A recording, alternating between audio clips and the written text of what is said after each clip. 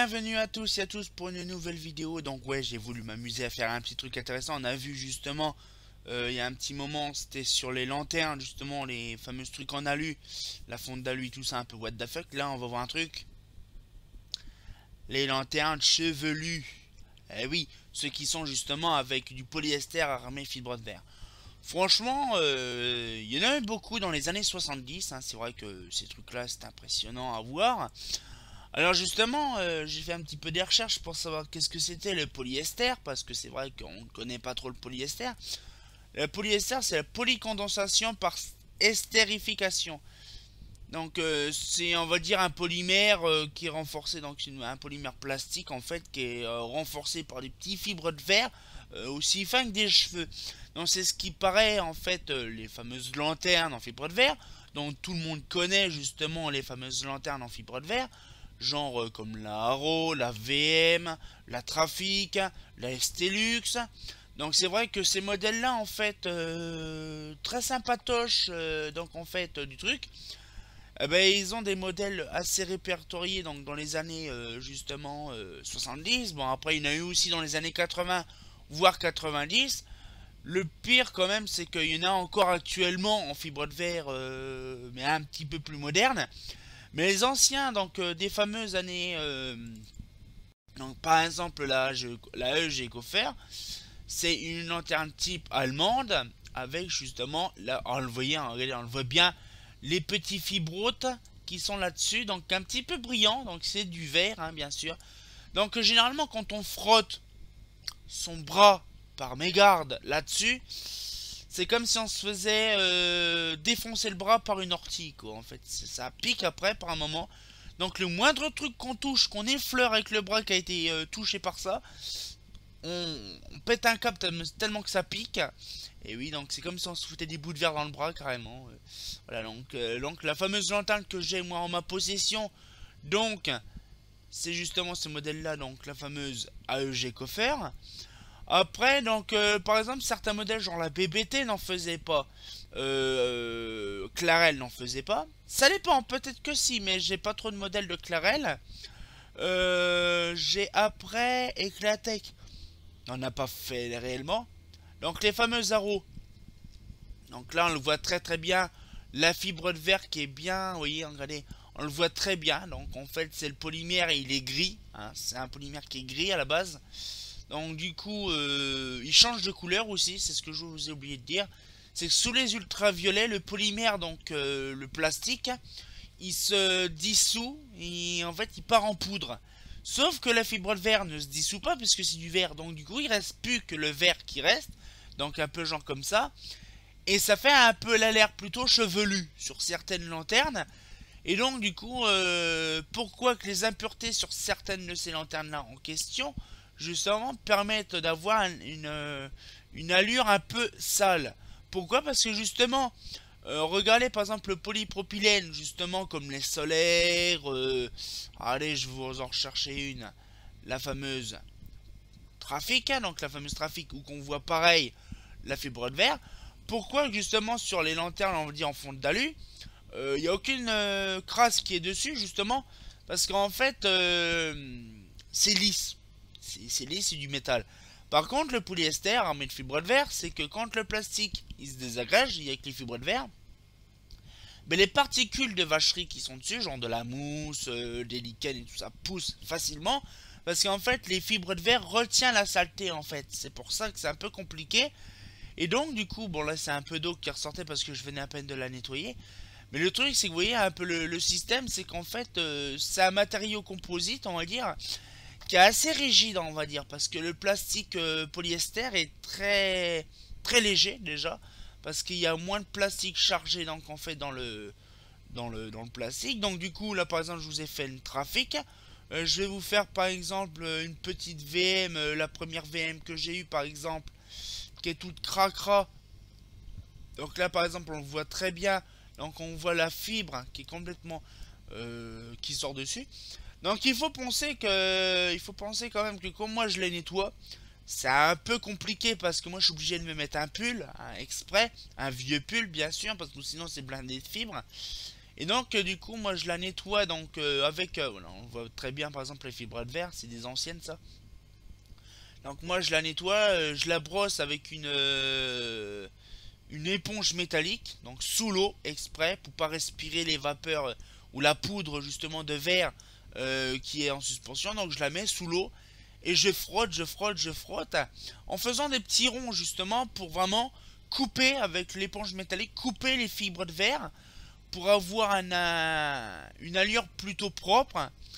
Et moi ce que je fais après donc pour la réclaircir justement, pour la réclaircir j'utilise de l'eau de javel. Vous allez dire c'est quand même dégueu. Mais non, j'utilise de l'eau de javel justement pour on va dire réclaircir les saletés qu'il y a justement sur le plastique parce que c'est tellement incrusté des fois dans la fibre parce que ça longe la fibre hein, par capillarité et donc du coup on en trouve des fois des modèles un petit peu dégueulasses. Donc là par exemple il y a aussi les modulas, donc j'ai une modula neuve, donc voilà ce que ça représente une modula neuve, toute jolie, mais je vous montrerai, je vous avais montré par rapport à une vidéo précédente sur les lanternes un peu de ces marques là. Donc là par exemple moi chez Philips par exemple on a la fameuse Iridium. Bon, les Iridium ils sont encore toutes neuves, donc du coup on n'a pas trop l'occasion de voir ces modèles là toutes pourraves. Mais on en reparlera dans 20 ans à peu près quand les lanternes ils ont pris un peu de l'âge. Les lanternes, les capots vont être aussi dégueulasses que ça. Hein, on en parlera. Par exemple, aussi un modèle en particulier de chez Philips, la Massilia. La Massilia qui est aussi en fibre de verre. Donc c'est pareil, vous imaginez la quantité de lanternes en fibre de verre que j'ai pu nettoyer dans ma live. Parce que franchement, c'est impressionnant. Donc après, par exemple, il y a aussi les SRM. Les SRS 201 plutôt. Donc c'est pareil en fibre de verre. Hein. Alors ce qui rend son côté un peu angulaire plus joli à voir, c'est que c'est en fait un plastique qui est pas moulé quand on pense, hein, donc on va dire par gaz coaxial. C'est moulé en fait directement par injection en fait. Hein. C'est une injection de polymère et de fibre de verre mélangée qui est dans un moule et qui est chauffé. Et après qui est en fait c'est on va dire un polymère qui est thermodurcissable. Donc, ce qui fait un peu sa notoriété par rapport à à, à son matériau qui est assez dur. Parce qu'on peut avoir par exemple des châssis par exemple de Riviera, donc en fibre de verre, ça se voit pas, mais c'est du fibre de verre. On peut le même ragrandir pour voir. C'est des petits fibres de verre. Ça par exemple c'est du polyester récent. Parce que le polyester récent, en fait la fibre de verre est plus fine. C'est-à-dire que c'est des petits copeaux de fibre de verre. Alors que dans les années 70, c'était des grosses fibres comme on avait vu sur le Laro. Hein, c'était carrément des mèches, hein, carrément. C'était plus des fibres, c'était des cheveux carrément. Et donc du coup, par exemple, j'ai des photos par rapport de ces photos-là, donc de mes lanternes en question. Donc je vous recherche tout ça. On va commencer par exemple la fameuse. Faut que je retrouve justement la photo, la photo, la photo, la photo. Voilà, donc la fameuse la modula. Donc voilà, donc c'est ce qui paraît donc son grand classique de noircir la lanterne. Donc avec les produits, tout ça. Donc on le voit bien, regardez les cheveux qui sortent. Donc c'est vachement chevelu, c'est vrai que quand on touche avec le bout du doigt, ça fait doux. Hein, mais vous voyez, on voit bien la fibre qui ressort là. C'est assez cracra. Mais ça pique vraiment. Hein. C'est vraiment, c'est pas de la bébête. Hein. Donc là, par exemple, là, ça c'est une modula. J'ai par exemple aussi une massilia aussi qui est toute cracra. Là, faut que je retrouve justement la massilia. La massilia, elle doit être dans le coin facilement. Ah, j'ai ça. Faut que je retrouve parce qu'en fait la Massilia c'est Philips, hein, donc faut que je retrouve dans Philips Massilia, elle est là. Donc là par exemple on voit aussi pareil, donc c'est pareil, hein, la même couleur d'impureté. Et là on voit bien quand même que c'est coulé en fait, c'est un peu injecté. Et donc du coup on voit le rond que ça fait, donc l'injection justement de la fibre justement avec le polymère. Donc c'est vraiment super quoi, c'est joli comme tout. Donc du coup c'est vachement chevelu pour ces modèles là. Et il y en a certains ils sont vachement mais sévèrement chevelus. Ça arrive que des fois le machin il est très... Oh là. Par contre pour info il y a des polyesters qui sont assez rigides comme on a vu. Mais il y en a certains des polyesters qui sont un peu dégueulasses. Ah oui, je vous avais pas montré justement, il y en a une dans ma collection qui est assez grosse en polyester. C'est la fameuse LBL 236. La fameuse LBL 236, elle est entièrement en polyester. C'est carrément même des plaques, on peut le voir ici là, des plaques de polyester qui sont posées comme ça. Mais c'est un machin qui est archi chevelu. Parce que ce machin là, quand je l'ai récupéré, on pouvait quasiment faire une perruque, hein, tellement que c'était chevelu. Bon, c'est un luminaire des années 60, il faut dire aussi. Donc du coup, voilà, c'est un luminaire qui fait 1m70, chevelu complètement. C'est une bébête impressionnante. Et donc du coup, bon, je vous recherche un peu des petites photos en même temps, donc intéressantes. Voilà, donc je vais vous chercher par exemple, on va faire Mazda. Bah les Mazda encore. Donc sur certains modèles, genre par exemple les Stelux. Pareil, je vous ai pas montré les Stelux, hein, comme un gros FDP. Les Stelux justement qui est dans ce coin là. Donc la fameuse lanterne perso. La Mazda, Eurofan, GC, Garbarini, Mazda. C'est vrai, j'ai complètement zappé la Mazda Stelux.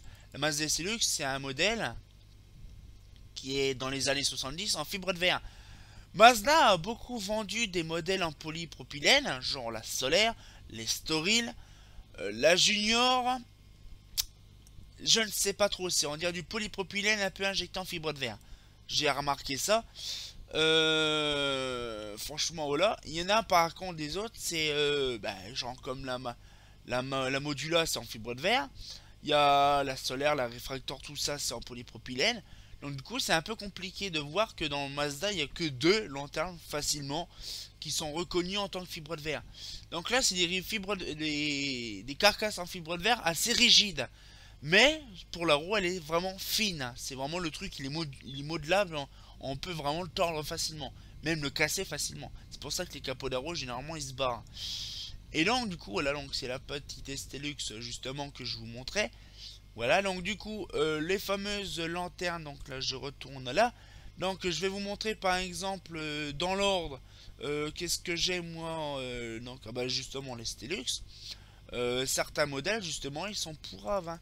Par exemple, là, une Stelux 625, donc là, bon, elle est assez, on va dire, vous êtes d'accord avec moi, elle est assez propre. Mais vous voyez, des fois, il y a de la mousse qui pousse comme ça, sur une verticalité impossible, et il y a de la mousse qui pousse comme ça dessus. Donc, ça arrive souvent, hein. Donc, certains modèles, justement, ils sont archi blindés. Bon, les Stelux, c'est un modèle, franchement, qui est assez simple et récent. Mais on va dire, par exemple, allez, la Modula. Alors, il y en a certains, les Modula, c'est... Non, ça, les Modula, j'en ai pas trop de photos en Modula toutes dégueulasses. On va dire les VM, par exemple, de chez Thorn. Là, franchement, on arrive à des Arrow, par exemple. La Arrow, donc on va faire Arrow 1 pour voir. Donc, ça, la Arrow 1, elle est toute cracra. Non, elle est pas toute cracra. L'Arrow 2, par exemple, j'ai les photos d'Arrow 2. Non, ils sont pas terribles. C'est des photos d'Arrow toutes propres. L'Arrow 3, c'est pareil. J'ai pas trop vraiment grand chose en photo pour vous montrer par rapport à ça. Parce que c'est vrai que les lanternes, normalement, ils sont toutes propres quand on les prend en photo. Donc là, par exemple, c'est là la VM. Voilà, donc c'est pareil, on le voit bien là, on le voit très très bien. La chevelure, donc là, la chevelure justement en question de la fibre de verre. C'est bien parce qu'on le voit très bien quand même que on dit oh c'est métallisé et tout. Non non non non non, c'est le verre qui c'est un peu comme un verre, donc sous l'effet de la réverbération du soleil, ça fait lumineux. Donc on le voit quand même que c'est vraiment bien la fibre de verre. C'est ça qui est joli comme tout. Et donc du coup là par exemple là je vais faire la VM2. J'espère que j'en ai aussi un peu de photos de VM2 qui sont un peu cracra aussi. Si j'aime bien quand c'est cracra, j'adore. Voilà, donc là c'est pareil, hein, une photo de VM2, donc toute cracra, hein. Donc voilà, donc c'est en fait des lumières qui sont sales, qui paraissent sales. Donc là on le voit très bien par exemple. Voilà, c'est vraiment complètement chevelu. Voilà, donc c'est un modèle j'apprécie beaucoup quand elle est propre, bien sûr, c'est sûr. Mais le truc c'est que là, bon, après il faut penser quand même que ça a de l'âge, ça a du vécu. Voilà. Voilà, donc on peut voir certains modèles justement. Alors vous allez dire oui, mais bon, certains dans les endroits ils sont plus propres que d'autres. Alors justement, il y a un univers salin, genre par exemple en Bretagne, il y en a beaucoup de VM en Bretagne. Et donc du coup, ce qui fait, c'est que, ben, voilà, donc c'est un peu compliqué. On n'en trouve pas souvent donc de cette chose-là. Mais là, par exemple, je vais vous dire un petit peu c'est quoi le polyester thermoendurcissable parce que sur le catalogue, je crois, c'était le catalogue Eurofan 85, donc les lumières 15. Faut que je retrouve justement le catalogue. Il y a justement une petite page justement qui retrace justement l'Hawthorne 85, les lumières 15. Voilà, donc je vais retrouver justement la fameuse page. Moi, je ne l'ai pas, je pense. Je pense que si. Voilà, le polyester thermodurcissable. Alors, les polyesters thermodurcissables ou insaturés symbole UEP, de l'anglais une. Alors, par contre, je suis pas trop fort en anglais. Une satura de polyester, bon là, hein, vous comprendrez que moi, mon anglais, c'est un peu trop dégueu, sont obtenus par la réaction de condensation d'un anhydrite insaturé, exemple anhydrite maléique, donc ça c'est sur un dialcool, et éthylène glycol, et par réticulation avec un monomère, le sirène. Voilà. Le sirène est le plus utilisé. Qu'est-ce qu'il y a en sirène? Bon, pas la sirène Ariel, non. La jolie petite sirène, non. Le sirène, on utilise souvent la polysirène. Et oui, le fameux truc qui est aussi léger. Et il y a aussi même, bon, un autre truc, on va faire un petit dérivé, les capots de justement des fameux Shredder Z, ou sinon il y a aussi les capots justement de MC, c'est du polystyrène. Vous imaginez, c'est pas le truc qui est léger, mais voilà, c'est la même chose. Les résines de polyester sont ainsi obtenues, reçoivent différentes charges destinées à en modifier les caractéristiques, viscosité, retrait, opacité, les renforts, surtout de la fibre de verre, voilà, destinée à en améliorer les caractéristiques mécaniques, pour qu'ils soient un peu plus rigides. La transformation en pièces indéformables se fait par polymérisation provoquée par échauffement. Pour l'usage des luminaires, on utilise principalement deux produits, donc le prémix BMC, Bulk Molding Compound, donc c'est pareil, c'est en anglais, en qualité moulage par compression ou en qualité de moulage par injection. C'est ce que je vous avais expliqué. Voilà, il y a aussi par compression. Les préimprégnés, donc SMC, Sheet Molding Compound, toujours moulable par compression. Ces produits après transformation donnent des pièces d'une grande solidité mécanique suffisante pour qu'un capot fixé à son extrémité puisse supporter le poids d'un réflecteur en verre et porte à faux sans déformation nuisible au bon fonctionnement de l'ensemble. L'inertie chimique du produit autorise les expositions prolongées sous tous les climats. Le matériau fait ses preuves car nous l'utilisons à l'usage de l'éclairage public depuis 25 ans à satisfaction des usagers, genre la roue et tout ça.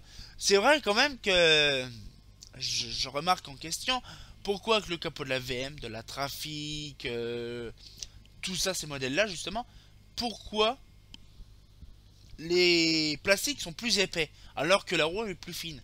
Mais c'est tout simple, pourquoi? Parce que regardez, la VM ou la Trafic, un exemple de chez Holophane, les réflecteurs sont quasiment vissés sur le capot, donc le capot en polyester. Alors que la roue, pas besoin, c'est le châssis qui maintient le réflecteur, donc il n'y a rien qui est maintenu sur le réflecteur, donc du coup, le plastique est plus léger. Voilà, donc je comprends pourquoi qu'ils n'ont pas fait kiff bourricot là-dessus. Genre que même, par exemple, la LBL 236, un autre exemple, le luminaire poisson WBF 250, le machin qui fait 1m70, l'épaisseur il fait quasiment 6 mm d'épaisseur. C'est quasiment le machin, il fait 20 kg quoi, le plastique, hein, donc pour justement maintenir la carcasse et le réflecteur. Voilà.